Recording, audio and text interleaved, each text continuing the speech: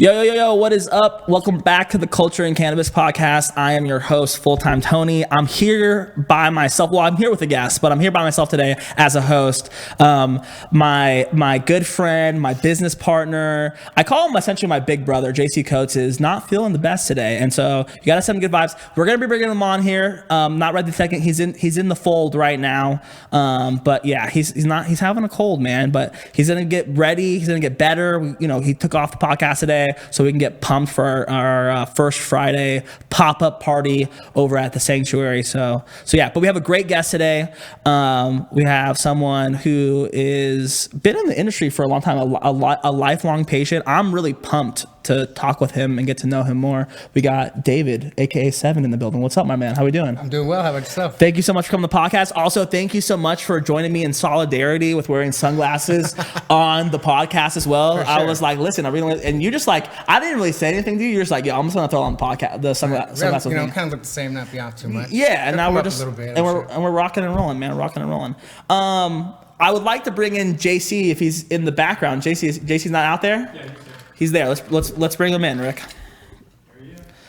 JC, what's up, buddy?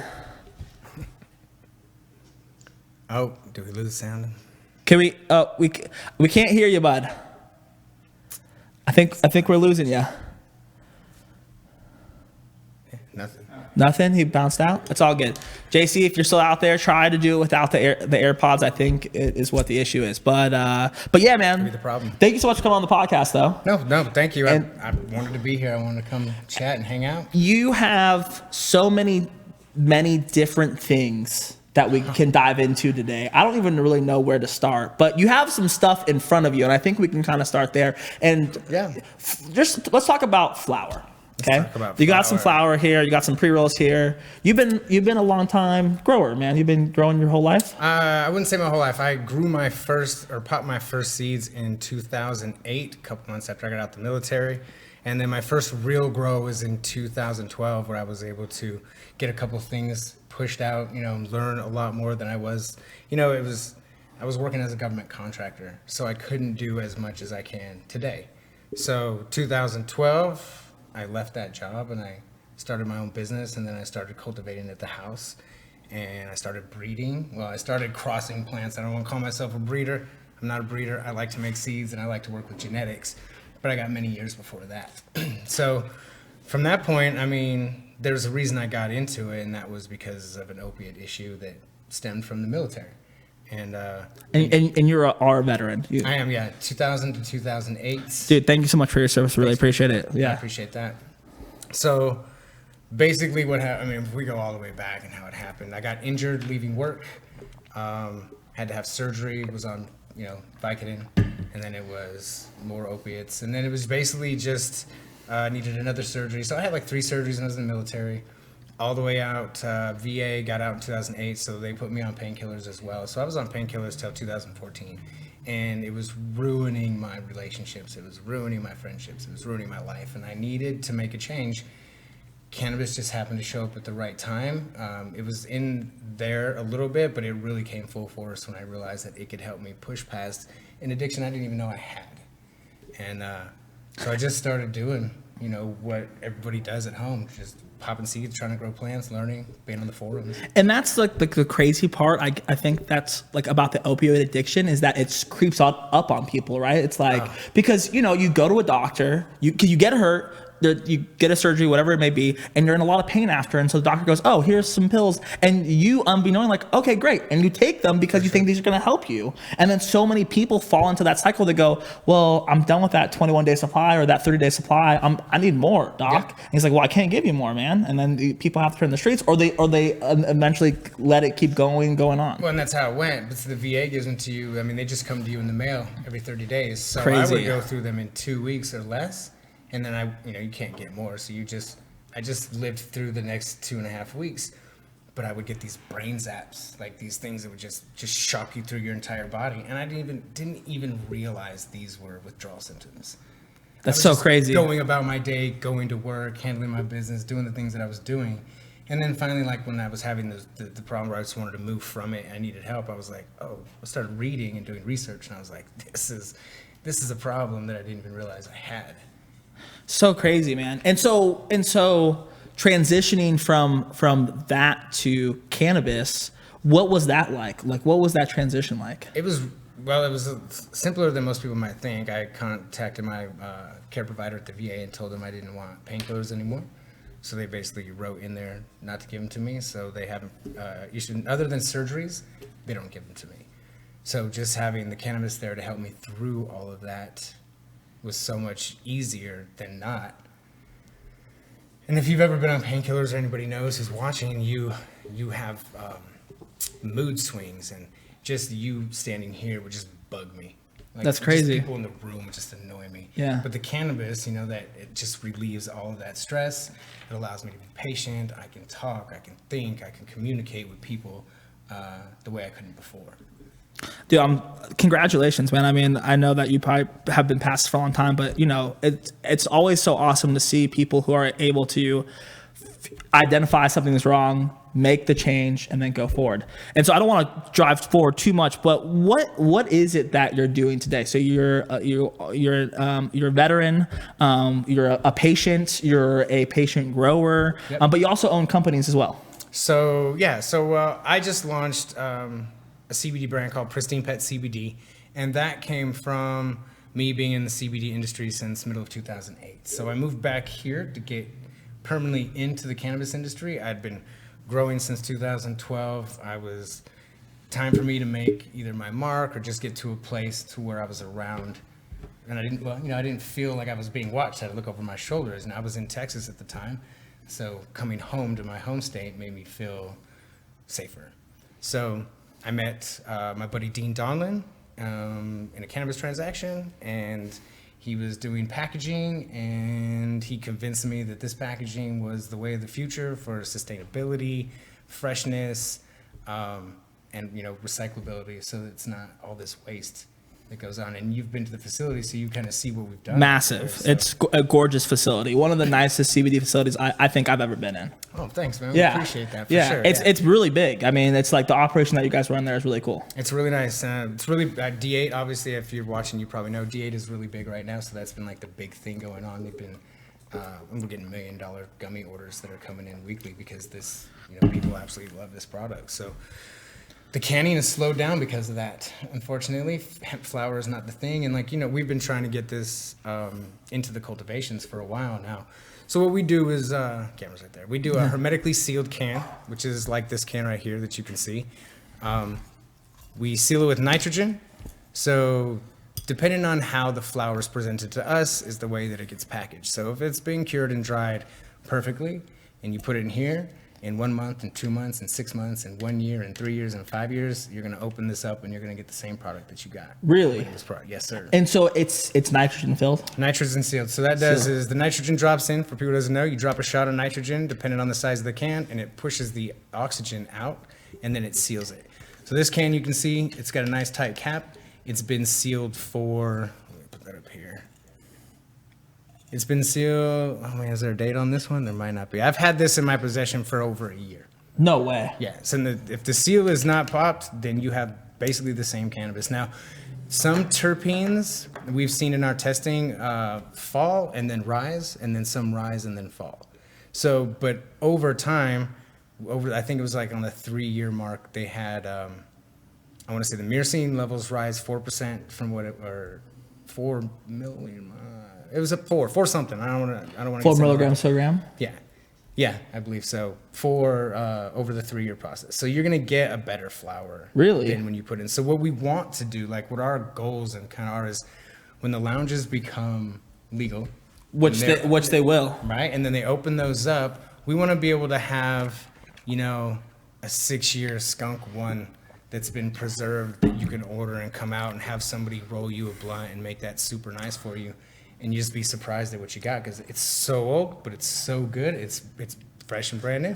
It's like getting a bottle of wine from like 1988, yes. Like a fine bottle of wine. Yes. And that I feel like cannabis and weed have always been compared to wine. To wine, yeah. And so it's so interesting now that because there really is no way to store it previously so you can have the same freshness, right? The same way that like a wine bottle is corked, but this is what you guys are essentially doing. For sure, yeah, in a smaller capacity. So cultivations or growers, they'll take and they'll do a cure in tubs. So they might even keep their cannabis in the tubs for up to the point of sale. So it could be a week, it could be 3-4 months. Now we probably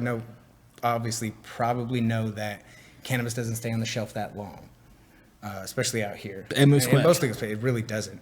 So what we look at is the facts of, like, say we do an event and we have Paul Wall come out and we do a special strain for them and we do the labels, do the packaging, and we sell that out. Well, it doesn't all sell. You got a pound or two left over at the end.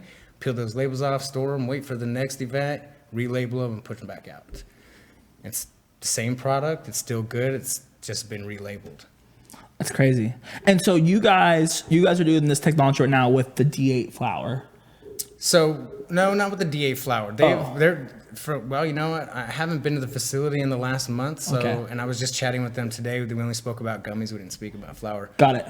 So that I don't want to say yes or no. So I mean, like, is this on any shelves currently right now? Currently, it's not on any shelves in Nevada or in a few other states. I keep doing that. Got it. And I think the main thing is when it comes to the cultivations right now, they're comfortable in what they have. They're comfortable in doing Mylar packaging. They're comfortable in glass packaging. And with that, it comes the cost. You can get a glass jar for 60 cents. Yeah, cheap. You buy in bulk, right? But shipping is costly. It's heavy to ship to you. You're going to pay that price. And when you have the aluminum cans or the tin cans, you're going to cut that cost almost by 3/4. But I think it's the point of changing. People don't like change. We understand that. People hate change. So it's a matter of finding someone that is like, yeah, we really want to do something that nobody else is doing. We're trying to rebrand. We want to make this new. Let's do this. And we're hungry to be with somebody. We want to do it. We're ready to make deals on it. When you look at the cost, we can work on that. It's all about not being scared of the price. It's about being willing to negotiate and work with us. And so what kind of like machines are needed for this? Yeah. So like that. Man, so we have an entire system that starts off with a UV cleaner, disinfector that the cans run through, an air blower to blow any dust out. We have a dispenser and a weigher. So we got 2 people up on the top, and they're dropping each nug into a 16 scaled weigher that drops down. And at the bottom, the cans come through. They get check weighed and zeroed. They get the flowers dropped into it, moved. It's check weighed again, and then it runs through, hits the nitrogen sealer. Then it hits the seamer. Then it goes through the labeler, and then it hits the capper. And then it goes into packaging from there. Man. Oh, sorry. There's a cap labeler too, and then it goes into packaging. Dude, that's an extensive ass process, but it's quick though. It's fast, right? Definitely, yeah. We can do up to 7. I think I remember seeing the machine now. Now that you explain it to me, I remember seeing the machine in work. Yeah, I think we should. Yeah, because it does a double weigh. Because it weighs it before, weighs it after, yep. Just to ensure the quality, which is so cool to see, right? And even right now, so this cap right here is just a regular plastic cap that we use, but we have child safety caps that clip on, and then they spin around, and they have to hit that arrow. They look really nice. They're very convenient, and they're definitely child-proof. Sometimes they're adult-proof as well. But we're covered on everything we need. We're in the GMP facility. Yeah. We've been checked. I mean, everything's nice and kosher, and we're just looking for more clients. Dude, and that's what it comes down to, man. Partners. Yeah, getting stuff. You also got some CBD products here with you. I do, right. So aside from this, let's go back for so long. So 2 years now, I lost my English bulldog. 11 years old. He traveled with me when I left for 3 months and went fishing and traveling, and he was there by my side.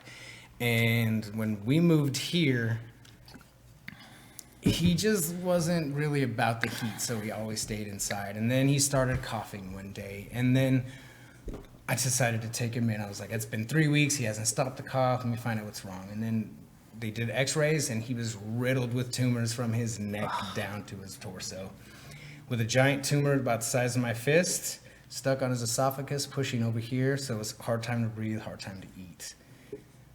2 days, and I had to put him down. Knowing what he was going through internally, I just couldn't let him live. Of course. And what bothered me about that is that I'd been in the industry for about a year, and I hadn't moved that, I haven't done anything with it for him. So I felt like I could have, not in a sense prevented it, but given him a better quality of life during his, the last few months or the last year or whatever that he had. Fast forward a year later, it's 2020, it's February, right before COVID starts, and I meet Rachel. And just, right as the lockdowns are happening, so we're just having to kind of be together, and she turned into just to be one of the greatest people I've ever met in my life. She owns a mobile grooming business. Now, her mobile grooming business is Pristine Pets Mobile Grooming, and the name of our CBD company is Pristine Pet. It's actually Pristine Pet Nutrition and Wellness. We try not to use the word CBD. We try to use hemp oil. Yeah. Because of the way the market is and the way people see things, it makes it difficult to get it on the shelves. 100%. So she called me one day and she was like, I just lost a dog. 4 days later, she called me again. We just lost another dog. So 4 of her clients lost dogs in 4 weeks. And I was like, listen, I've been talking to you about doing this. I need your permission to use the name and logo because I want to do it. All of the things that you've gone through and that I've gone through, that's what I want to help prevent. Now, I'm not saying I can cure anything with it, but I am saying I can make the quality of life for these pets better in their older years. And that's what we're doing. So I launched the brand, got the website up, got everything rolling. I started with one. I asked JC, I said, JC, I was like, what should I do when I launch these brands? I have as many products as you can. I was like, all right, I'm launching with one. And that's just because it's just me, right? Yeah. And when you're coming into it and it's just you don't have any investors, you want to do it yourself, you start with one product. So we started with the 300 milligram salmon flavored full spectrum CBD hemp oil. And we've sold it to all of her clients. Within 6 days, we had her clients calling us, letting us know that their dogs are more energetic, they can get up faster. The one dog who was on pharmaceuticals for all of her, what is this called? The hip dysplasia and all of this, the inflammation, she's totally off pharmaceutical. She's only on our product and doing great. And that's just making me want to do more. So, of course. Because the 300 milligram is more recommended for dogs under 50 pounds. That way you don't have to give them such a high dose. We launched the 600 milligram for the big dogs. And we did that in a natural flavor so that we have diversity. We're going to launch a peanut butter. We're going to launch a cooling salve for dogs that have hot patches and hot flashes, so we can do that for their palms and stuff. And we're going to do a medicated shampoo. Very cool. So we're going to do R&D in that, hopefully starting in the next 60 days and see where we can go with that, depending on how our marketing goes that we're starting here in the next week. That's dope, man. Congratulations. I appreciate that. Are you selling those guys anywhere online right now? Yeah, you can go to pristinepetcbd.com, and we're selling online. Pristinepetcbd.com. Yeah, pristine. Pristine. Pristine. Pet, no S, CBD.com. Nice, man. That's dope. That's an awesome story. I feel like everything you do has passion behind it or purpose behind it. You don't do things just for money. It's what it feels money's like. not a thing to me. And there's a reason that I'm this way. It's not that I don't like money. It's that because of all of my injuries and everything in the military, I'm able to do things and not have to worry too much about income. Like, this pays my bills and this will pay for the future, and then it'll pay to help get more products out. And basically it's just reinvesting back into the business over and over and over again until you are really successful and everybody is using the product they know that works. Yeah, 100%. And having a product that people like and that does work. Speaking of, you did bring up JC. Rick, is JC out there still? No. He's gone. Oh, JC left. JC left. I thought he was going to hang out. I thought he was going to stay in. It's okay. It is okay. Kind of going back to your patient story, we talked about growing a little bit. You have some product with you here. What do you got with you? Okay, so the product I brought with me, move this out of the way really fast. I've grown some cultivars by many different people, many different breeders, and I have a favorite breeder, Mass Medical Strains. He's not necessarily on my happy list right now, but it's okay. It's okay. He does some amazing work out there. So I brought, where is this? So this is Glory Hole. It's a great name, right? But the reason that I wanted this cultivar was because when it grows, the leaves, for sure, the leaves are dark purple and then they have a green outline hue. And it's the most amazing looking plant. Check that. Woo! Ooh, I gotta take the sunglasses off for this one. Oh man, it's cool if I pull it out. Yeah, do whatever you like. We can show it, we can smell it, we can smoke it. We'll definitely smoke it after for sure. Man, this is good. This is you said the glory hole. That's the glory hole. Yeah. Man, dude, this thing looks good. Thank you very much. And so like talk about this process. Like, how are you growing this? Like, you know, how much work goes into growing a home plant? Well, if you're just growing one plant, it's probably not too much. But if you're growing at your max, like 12 plants, it could be time consuming. So for me, because I like creating genetics, this is my whole thing when it comes to making seeds and doing crosses. I want medicine that's going to help me with my pain and it's going to help me be calm and happy. So I try to look for those cultivars and then say this one has that, but it doesn't have the growth structure and it's long and lanky and it's weak. And this one is, you know, short, stalks are nice and strong. It's got good vigor, nice nodes. Then I want to cross those together and I want to see what I can find that matches that. So my first run was I did an ice cross the skunk one in 2012. Probably made 5,000 or 6,000 seeds. And when I moved out of that house, my buddy threw them away. No way. He cleaned out the fridge and I was like, hey man, where are them seeds at? And he was like, oh, I thought you didn't want them. I was like, are you crazy? Are you crazy? So much good stuff wasted. You said 5,000? At least 5,000. How much do you think that's worth? 5,000 seeds? Well, let's say I had a huge name in the industry, like say Aficionado. They sell their packs of 10 for between $250 and $750. Oh, a pack of 10 seeds. So between $10 and $100 a seed. So say 100 times 5,000. What is that? $5 million. $5 million. $5 million. That could, if they were like elite genetics. We're not going to say they were, but that's like.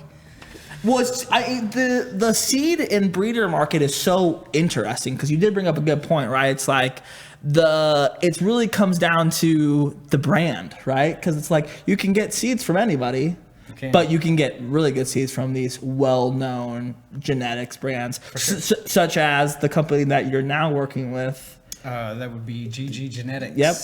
Formerly known as GG Strains, the creators of original Gorilla Glue number 4, Gorilla Glue number 1, Gorilla Glue number 5, I Do Glue, Glue Mints, Glue Cheat, Purple Glue, and we had a couple new ones coming out. So with GG, this is a really good story and it even goes further. So today is the 1-year anniversary of the death of Josie Wales. Today is. It's crazy that we're on here today.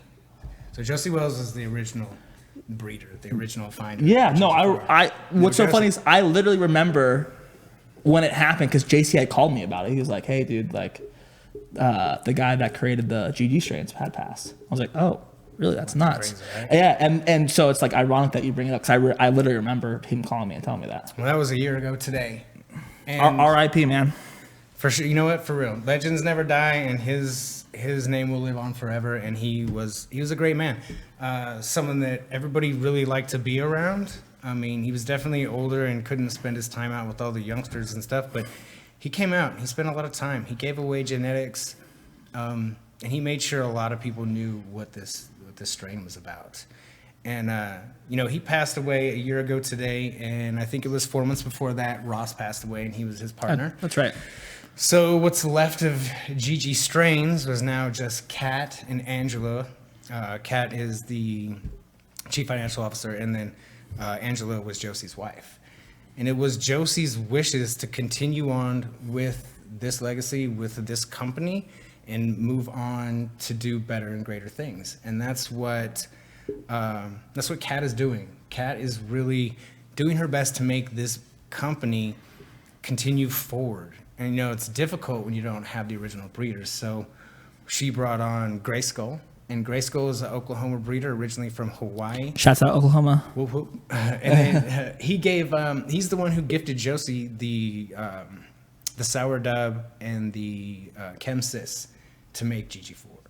So there's some things going on. I think you guys know that they were sued by Gorilla Glue. Yep. I think it was like 2 years ago now, which is kind of a bullcrap case, but it is what it is, and they've had to change to GG4, where there was this other guy who used to be kind of a part of the business, and he walked away back in 2014. Well, now he's trying to take the company. He says he owns 17% of nothing that he owns, and he hasn't been around, and he's trying to basically bankrupt GG Strains. Really? Yeah. So they've started new to GG Genetics, moving on with Josie's wishes, and we'll get the genetics that Grayskull has, and he'll continue crossing, and we'll continue making stuff that's good for everybody, for the medical market and for the adult use market. And so, and I've had the privilege to talk with you and Kat and JC on the phone about a couple months back about, the GG strains, what you guys are doing, the business model. For the people that don't know, like what does it look like to have like a company like GG Genetics? Is it GG4 Genetics? You No, said? it's GG Genetics. GG Genetics. So what does that look like? How do you guys function in the cannabis market? So most of that's going to be with licensing. So what we try to do is make sure that cultivations that say they're growing GG4 are growing GG4. If they're not growing GG4, is it really the GG4? Now, there's a lot of cuts out there. And Josie had a list of everybody he gave cuts to. It's a long list of names. Everybody's been tracked. And all the people out there saying they do have it, and your name's not on that list, you didn't get it from him. Now, I'm not saying you don't have it. Neither is Kat. But you didn't get it from Josie. You got it from somebody Josie gave it to. Yeah. So with that, we want to make sure that this cultivar, the original glue, is the original glue within these dispensaries. So we try to do licensing deals to bring the cultivar into the dispensary, into the cultivation, let them grow it depending on how they grow, because obviously we're not just handing cultivars out to people to grow. To bring in a percentage to help us. Future we'll be building a facility, and then we'll have a dispensary, we'll have all that stuff. Yeah, of course. But right now, the best way to do it is to get people licensed. And with anything else, it's difficult because people don't like to pay for anything. Of course. Right? They just don't want Especially in the cannabis industry. Oh, they want to reap all the rewards and bring it all in, but they don't want to. They don't want to give it out, and that's fine in a sense. But you see people go like, "Hey," or say we walk into a cultivation or a dispensary. "Hey, this isn't GG4. It's not licensed." "Okay, thank you for letting us know." Go in the back, change the name, put it back on the shelf, easy peasy. Mm-hmm. So there's so much finagling going on. You don't know what is what. So if you are buying GG4 from a dispensary, you make sure it has our logo on it. And I think there's a little saying that's like "get glued" or "the true glue" or something like that. If it doesn't have that on there, then you're just buying somebody something or other. And so where are you guys, so you said you guys are operating with Grayskull right now. He's growing all your stuff. Are you guys in any markets right now with this? We're in some markets in Spain. We're in some markets here too. I don't know all of our markets. We were in Las Vegas. Mm-hmm. But unfortunately that cultivation was unable to cultivate the way, GG prefers it to be done. And that just had to do with a grower.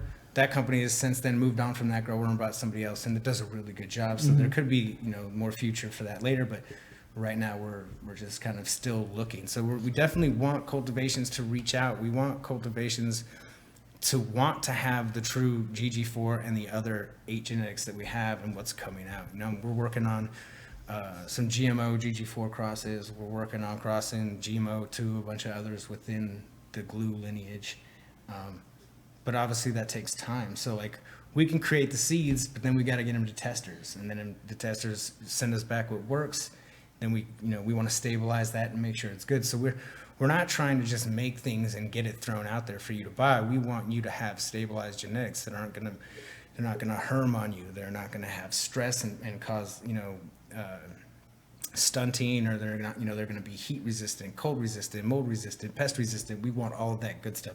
So when you are buying the genetics or you are buying the seeds, you're getting quality, just like all these other great breeders out there that are doing. Yeah. There's a lot of faux fum, I like to say, that are just out doing whatever. No, I feel that. Selling stuff. And people might even say that about, on my own end, I have my own genetics and my own stuff that I work on, but I don't sell seeds. I give seeds away for free. Yeah. Because I believe everybody should be growing at home, and every medical patient should have the opportunity. Man, I hit this thing. So you can take it out. You can take it out now. Yeah. No, he's not here. He's not here. You don't have to use the earphones tomorrow. Sorry, I should have told you sooner. I'm so sorry about the podcast. I did want to touch on your two other strains that you've cultivated though. Cool. So we got our Vampire Snacks, which is a GMO. I like to call it Vampire Snacks because it's so... Vampire's Nest? It's Vampire Snacks. Vampire Snacks. Woo! Super it kind of does... garlic. It just kind of tastes like garlic, bro. It can smell like garlic. Garlic and coffee. Oh my God. I can smell it over here. Dude, that's crazy, bro. Oh my God. So I'm showing my live right now. If I can get the thing. So... that's the GMO. This is the super lemon haze. I'll let you pop that one right there because that's going to be super lemon candy coming out of that right there. Woo! Let's go. I love the way that smells, man. This is like one of my favorite strains of all time, bro. I hear that a lot, and I tell you what, I think I did pretty good with it. You did phenomenal. The way that this smells, I wish you guys could smell this through the live right now, through the podcast. It smells so fucking good, man. So what is it like? Okay, we don't have a ton of time left, but like, what does it talk? Like, what does it mean to grow at home as a patient? Like, what does that mean for you? It means that I have the ability to make my own medicine. I'm not spending $600 a month on meds. I'm growing my own meds.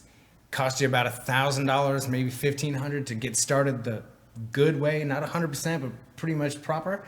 And you can just continue to grow from there, and it's one of the most amazing things. It's when 4 o'clock rolls around, which was when we started here, but like when that time rolls around, that's for me to go in and start taking care of everything because we don't run lights during the daytime in this heat. We run lights at nighttime. Smart. And I have one 4x4, I have a 2x4, and I have a rack. So I run veg to get things ready.